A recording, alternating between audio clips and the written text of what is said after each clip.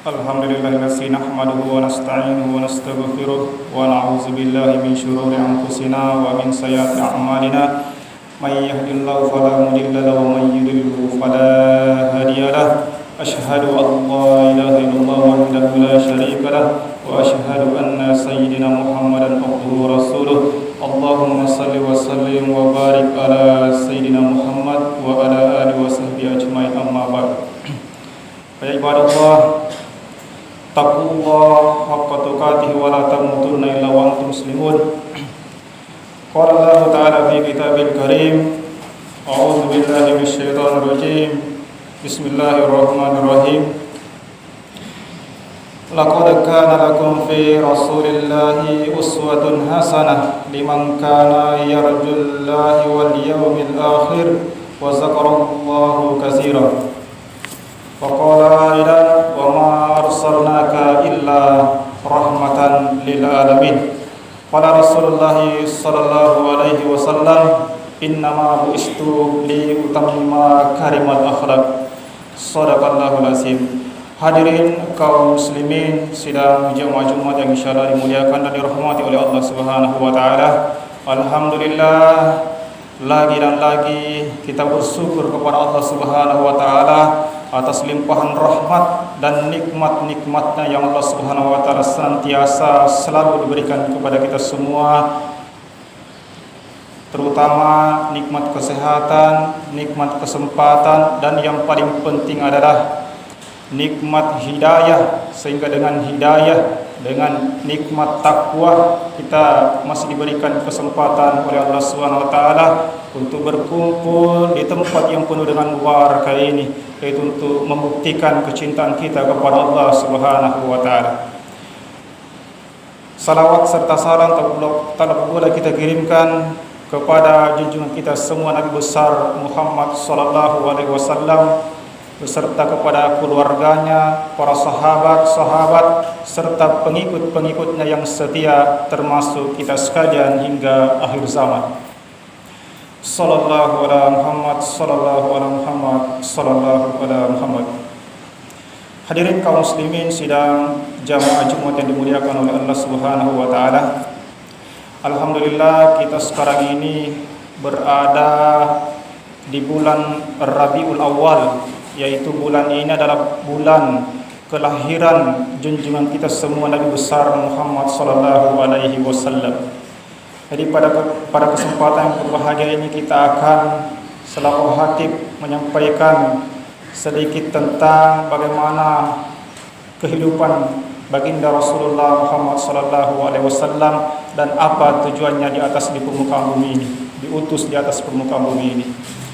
Jamaah Jumat yang dimuliakan Allah Subhanahu wa taala, jadi baginda Nabi kita Muhammad sallallahu alaihi wasallam ini dilahirkan dari seorang ibu yang suci, dari rahim yang suci yang bernama Aminah, dan ayahnya bernama Abdullah, di mana beliau ini baru masih dalam kandungan ibunya di usia 6 bulan.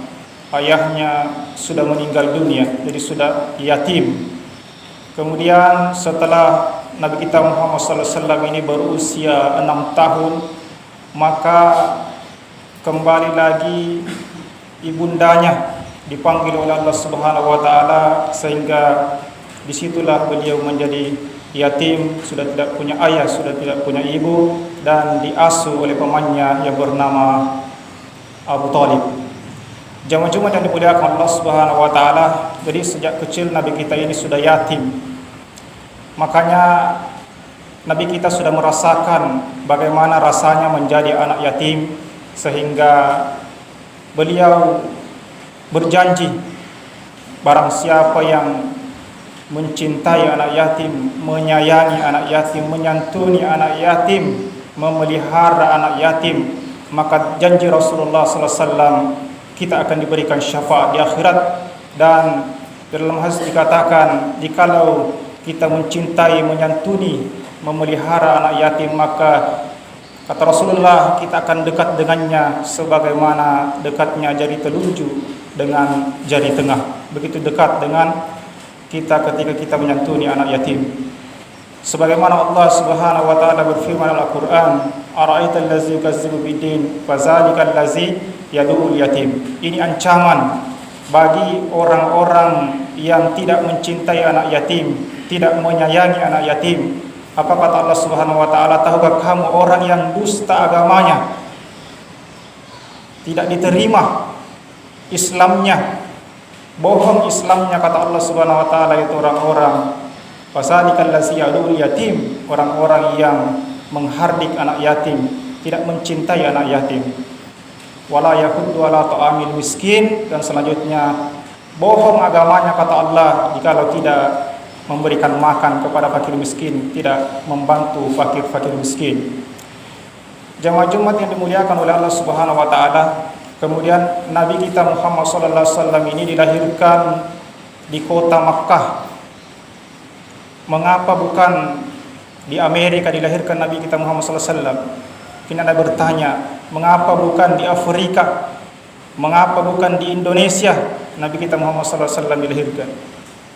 Kata para ulama kita, jamaah Jumat yang dimuliakan Allah Subhanahu wa taala, Nabi kita dilahirkan di Mekah ini karena di Mekah ini berada persis di tengah-tengah bumi. Jadi Ka'bah ini berada persis di tengah-tengah bumi, dan ini sudah dibuktikan dan ini sudah diteliti bagi ilmuwan-ilmuwan yang mana sekarang ini ilmu teknologi semakin canggih dan bisa diketahui memang betul bahwa Ka'bah ini betul-betul berada di tengah-tengah bumi, sehingga itulah tujuannya Rasulullah sallallahu alaihi wasallam dilahirkan di Mekah. Karena sejalan dengan firman Allah Subhanahu wa taala, kata Allah, "Wa ma arsalnaka illa rahmatan lil alamin," bahwa Rasulullah sallallahu alaihi wasallam diutus untuk membawa rahmat ke seluruh alam.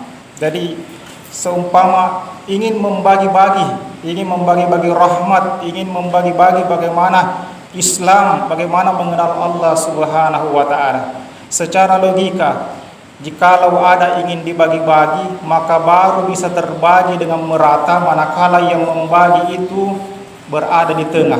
Misalnya di masjid kita ini ada ingin dibagi-bagi sesuatu, maka baru bisa terbagi dengan rata, manakala yang membagi ini berada di tengah, sehingga bisa terjangkau ke depan, ke belakang, samping, kiri, kanan.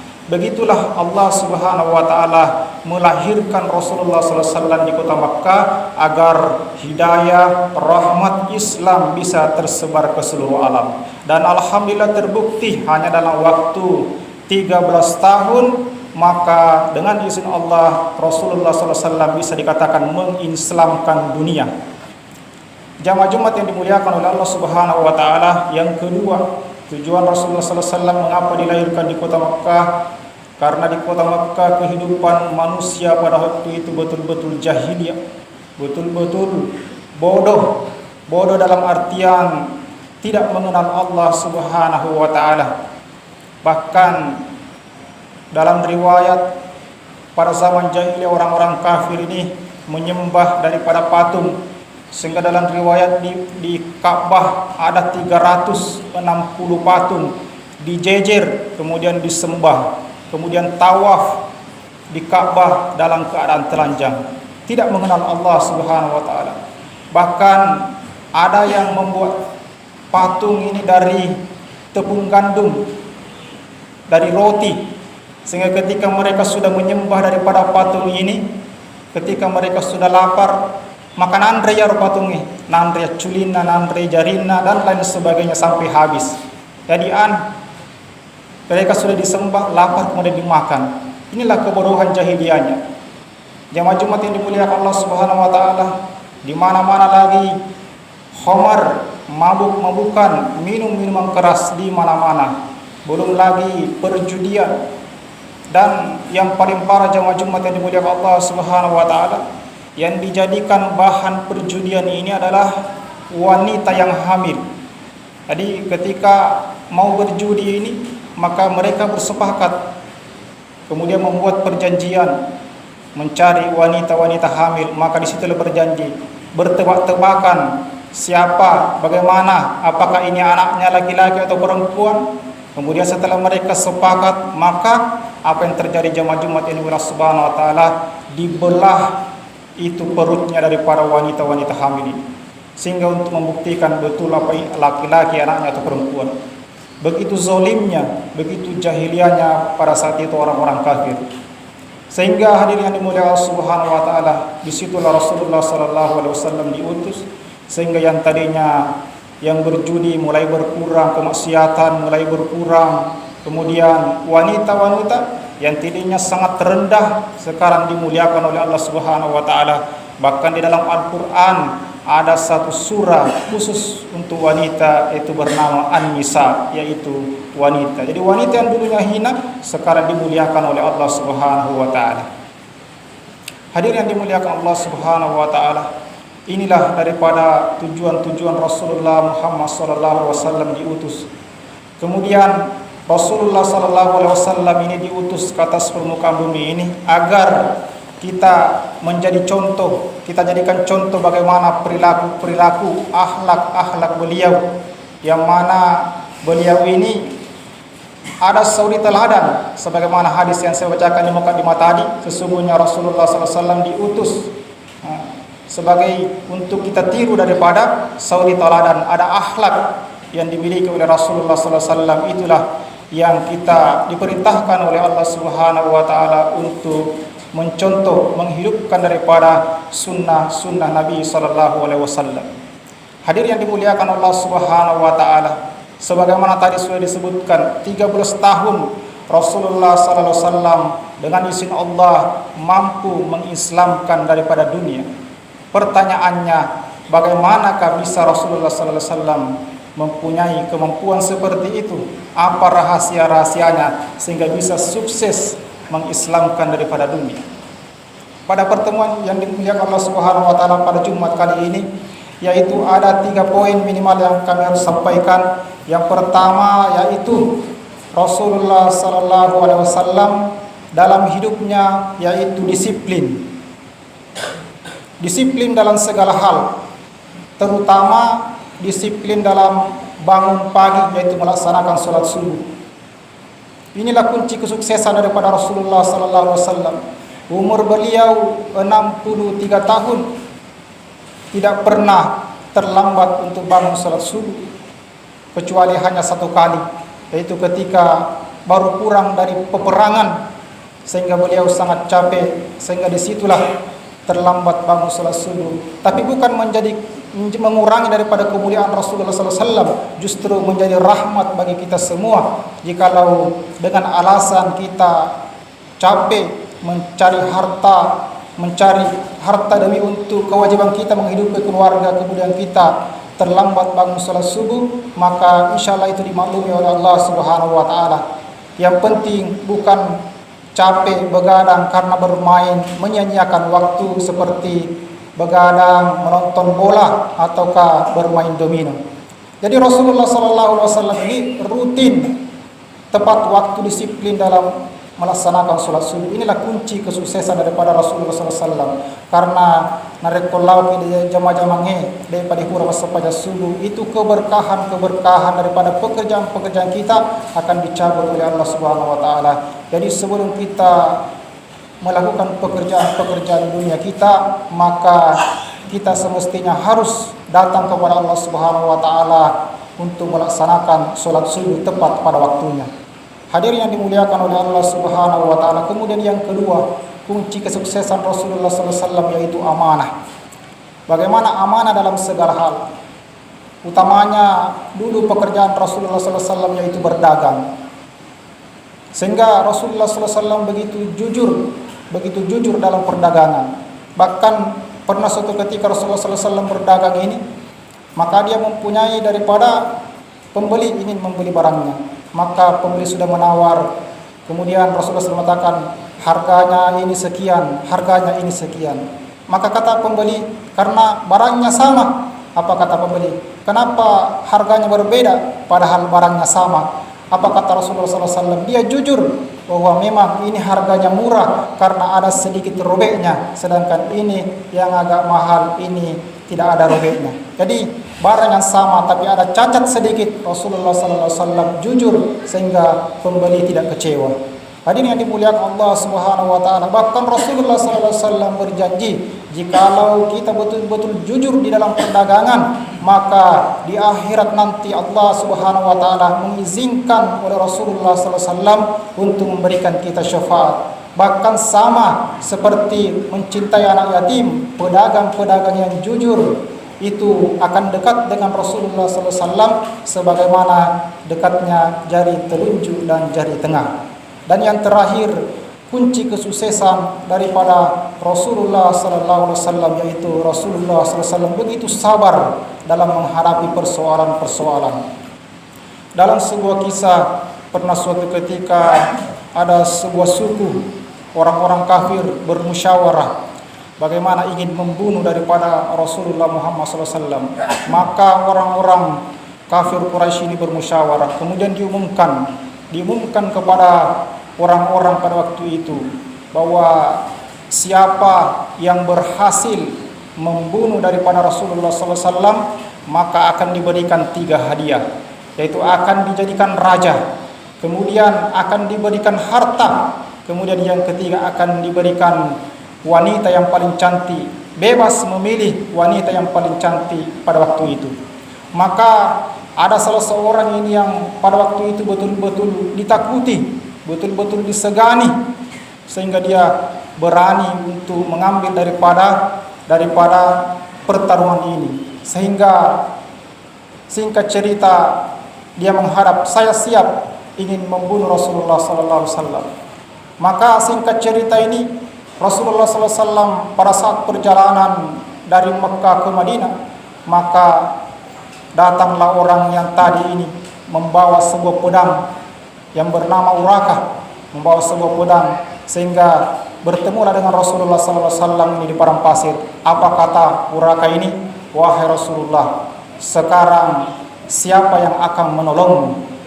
Maka Allah Subhanahu wa taala tidak membiarkan kekasihnya binasa. Maka pada saat itu Allah Subhanahu wa taala memerintahkan malaikat Jibril, wahai malaikat Jibril, kekasihku terancam, sekarang turunlah ke bumi, selamatkan Rasulullah Muhammad SAW. Maka dengan secepat kilat malaikat Jibril pun sampai kepada Rasulullah SAW, diajarkan sebuah doa. Maka ketika doa itu sudah dibaca oleh Rasulullah SAW, maka dengan izin Allah, pedang yang dipegang oleh Urakah ini tiba-tiba langsung terjatuh. Maka pada saat terjatuh pedangnya ini, maka langsung diambil pedang itu oleh Rasulullah SAW. Apa kata Rasulullah SAW? Wahai Urakah, sekarang keadaan sudah terbalik. Sekarang siapa yang bisa menolongmu? Apa kata Urakah? Wahai Rasulullah, hanya engkau yang bisa menolong saya. Kemudian Rasulullah SAW dengan penuh kesabaran, maka dikembalikan pedang itu kepada Urakah dan disuruh pulang. Silakan pulang ke kaummu. Akhirnya pulanglah Urakah. Sesampainya di kaumnya ini, maka langsung naik ke mimbar dengan mengumumkan, wahai saudara-saudaraku, ternyata selama ini kita salah paham. Ternyata Rasulullah tidak seperti yang kita duga. Dia begitu baik. Sekarang saya masuk Islam, dan barang siapa yang mencoba ingin membunuh Rasulullah, maka saya yang akan memenggal kepalanya. Inilah kesabaran Rasulullah SAW. Sehingga asbab daripada kesabarannya ini, maka Urakah ini masuk Islam, dan seluruh suku-suku pada waktu itu semuanya masuk Islam. Inilah tingkat kesabaran Rasulullah SAW. Hadirin yang dimuliakan Allah Subhanahu wa taala. Inilah akhlak-akhlak Rasulullah SAW yang ingin kita contoh, bagaimana agar kita bisa mencontoh kehidupan Rasulullah SAW agar sukses di dunia dan di akhirat. Mudah-mudahan kita diberikan kemampuan oleh Allah Subhanahu wa taala, keistiqomahan di dalam taat kepada Allah dan mencontoh daripada kehidupan Rasulullah Muhammad sallallahu alaihi wasallam. Amin ya rabbal alamin. Barakallahu li wa lakum fil Qur'anil azim wa nafa'ani wa iyyakum bima fihi minal ayati was zikril hakim wa taqabbal minni wa minkum tilawatahu innahu huwal ghafurur rahim.